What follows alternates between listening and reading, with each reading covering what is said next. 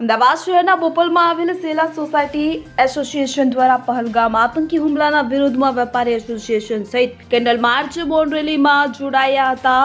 શહેરના બોપલમાં આવેલ સેલા society association તથા વેપારી સંગઠનો દ્વારા કાશ્મીરના પહલગામમાં પ્રવાસીઓ પર થયેલા આતંકી હુમલાના વિરોધમાં કેન્ડલ માર્ચ મૌન રેલી કાઢી હતી। તો વિવિધ સોસાયટીઓ અને અન્ય સંગઠનો દ્વારા વિરોધ પ્રદર્શન સાથે હુમલામાં મૃત્યુ પામેલા શહીદોને શ્રદ્ધાંજલિ અપાઈ રહી છે, જેમાં ઘણી જગ્યાએ કેન્ડલ માર્ચ તેમજ વેપારી દ્વારા વેપાર ધંધો રોજગાર બંધ રાખીને રેલીઓ યોજાઈ રહી છે। આવી જ રીતે બોપલ પાસે આવેલા સેલામાં વિવિધ સોસાયટીના રહીશો અને સેલા ગામના આગેવાનો નૌશાદ મલિક, રાજેન્દ્રસિંહ ચૌહાણ સહિત વિસ્તારના આગેવાનો દ્વારા કેન્ડલ માર્ચ કાઢી વિરોધ પ્રદર્શન સાથે સેલનાથ મહાદેવ મંદિર ખાતે મહાદેવજીના સાનિધ્યમાં હુમલામાં મૃત્યુ પામેલા શહીદોને શ્રદ્ધાંજલિ અર્પણ કરાઈ હતી। આ શાંતિમય કેન્ડલ માર્ચમાં ખૂબ જ મોટી સંખ્યામાં વડીલો, મહિલાઓ તથા બાળકો કેન્ડલ માર્ચ મૌન રેલીમાં જોડાયા હતા।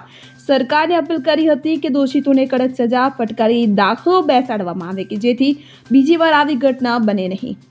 હું નૌશાદભાઈ મલેક, સેલા ગામ, મારી વાઈફ સરપંચ છે સેલા ગામની અંદર।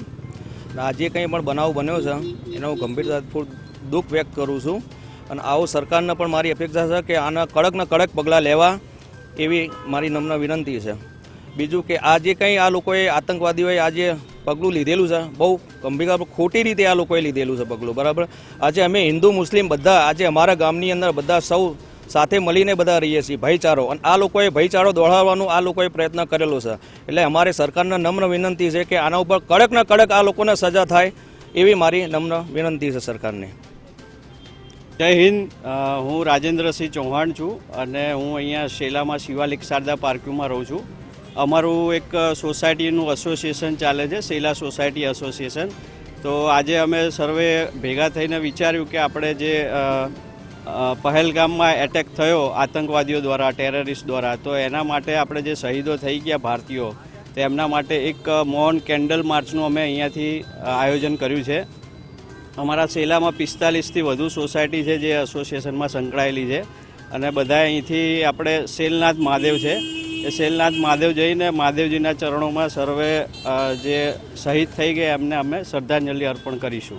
માં 45થી વધુ સોસાયટી જોડાયેલ છે અને લગભગ 500થી વધુ લોકો રેલીમાં જોડાય એવી અમને આશા છે અને સરકારને અમે એ મેસેજ આપવા માગીએ છીએ કે આ લોકો ટેરરિસ્ટ માટે આકરામાં આકરા પગલાં લેવામાં આવે। એમને જે આપણને ધર્મ પૂછીને આપણા ઉપર ફાયરિંગ કર્યું છે તો આપણે ધર્મ બતાવીને એ લોકો ઉપર એવા પગલાં લેવા જોઈએ કે જેથી ભવિષ્યમાં આવા બનાવ ના બને।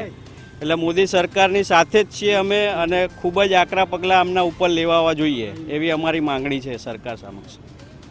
મારું નામ સોનલ પટેલ છે અને હું એક એવી દરખાસ્ત કરવા માંગુ છું સમગ્ર ભારતના માણસોને કે આપણે જ્ઞાતિવાળામાંથી બહાર આવી અને એક હિન્દુ તરીકે આગળ આવીએ, જેથી આ લોકોએ જે હિન્દુ પૂછીને માર્યું છે ને એવું ન બને। અને સરકારને હું એ દરખાસ્ત કરું છું કે એવો દાખલો બેસાડો આ વખતે કે ભવિષ્યમાં કોઈ દિવસ ક્યારેય આવું ન થાય।